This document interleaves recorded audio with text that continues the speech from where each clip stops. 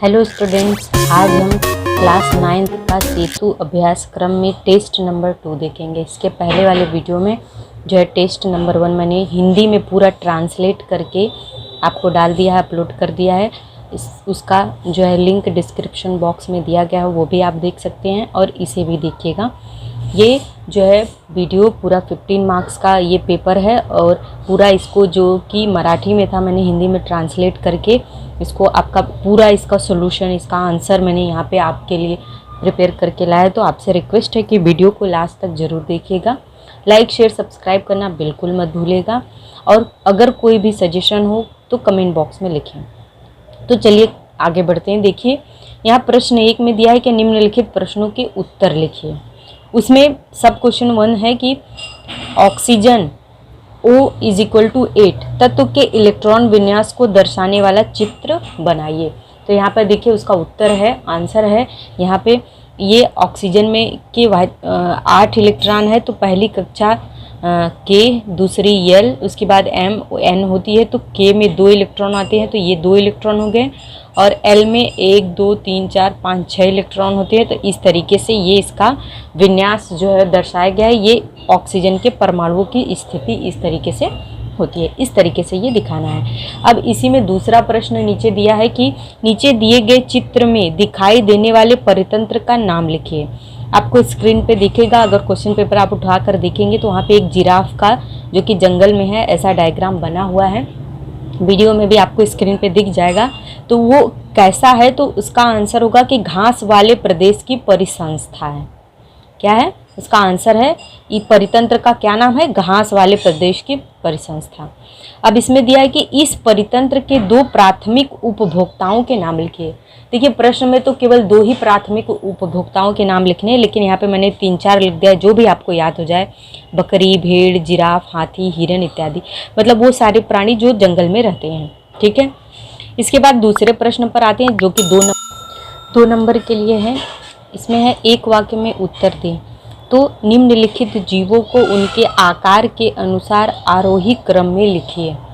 तो देखिए क्या है, बैक्टीरिया, कवक, वायरस, शैवाल। तो इसका उत्तर हो जाएगा, आंसर में लिखेंगे पहले वायरस सबसे छोटा होता है, फिर बैक्टीरिया, फिर शैवाल, फिर कवक। तो इस तरीके से इसके उत्तर को हम लिख लेंगे। फिर दूसरे प्रश्न में ही सब क्वेश्चन सेकंड है कि सहसंयोजन बंध कैसे बनता है। तो सहसंयोजक बंध कैसे बनता है, इलेक्ट्रॉनों की साझेदारी से सहसंयोजक बंध बनता है।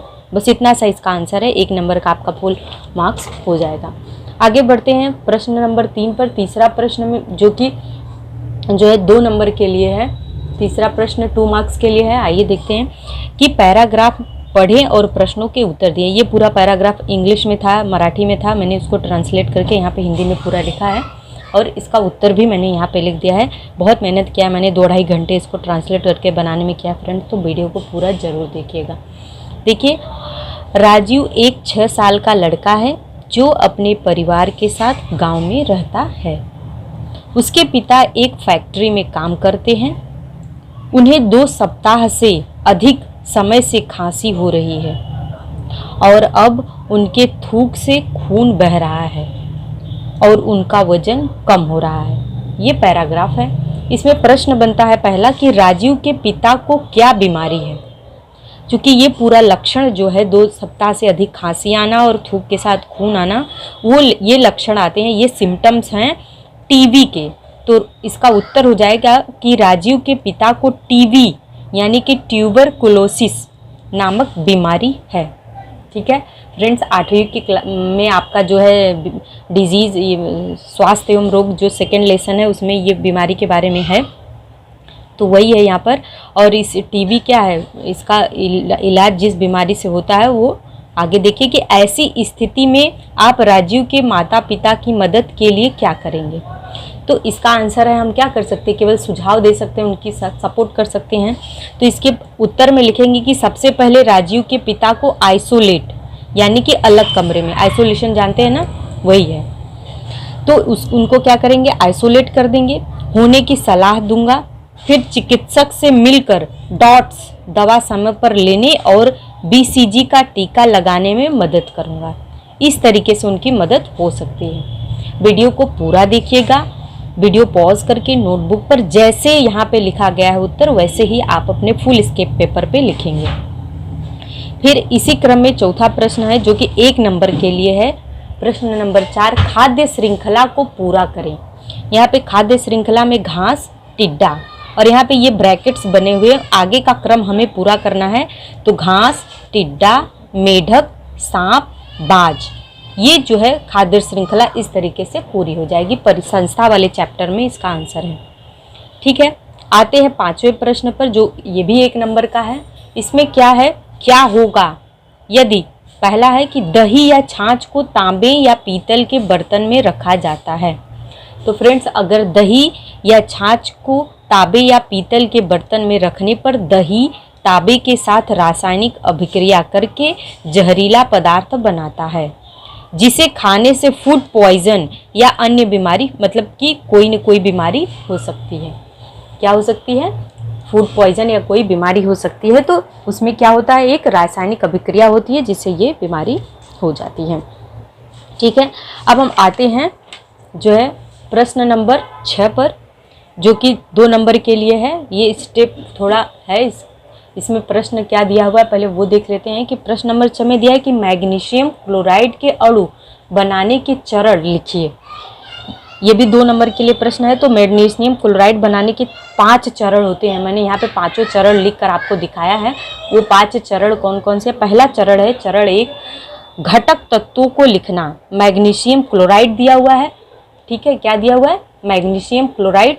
तो मैग्नीशियम का जो है साइन क्या है, संकेत क्या है? Mg, और क्लोरीन का Cl, तो MgCl लिखेंगे। मैग्नीशियम क्लोराइड घटक तत्व लिख दिए। उसके बाद दूसरे चरण में उस तत्व के नीचे उसकी संयोजकता लिखना। तो मैग्नीशियम की संयोजकता कितनी है? 2 होती है और क्लोरीन की 1 होती है, तो उसकी संयोजकता लिख देंगे, वैलेंसी। उसके बाद तीसरे स्टेप में, तीसरे चरण में तीर से दर्शाए अनुसार तिर्यक गुणन करना। ठीक है, तो अब यहाँ पे जो ये तीर दिखाया गया है इसका आपस में तिर्यक का गुणा करेंगे। तो Mg का 1 से और Cl का 2 से करेंगे।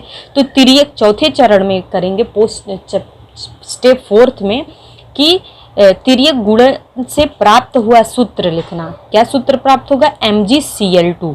Mg 1 से गुणा हुआ तो यहाँ पे 1 Mg होगा, Cl 2 से गुणा हुआ तो Cl2 हो गया।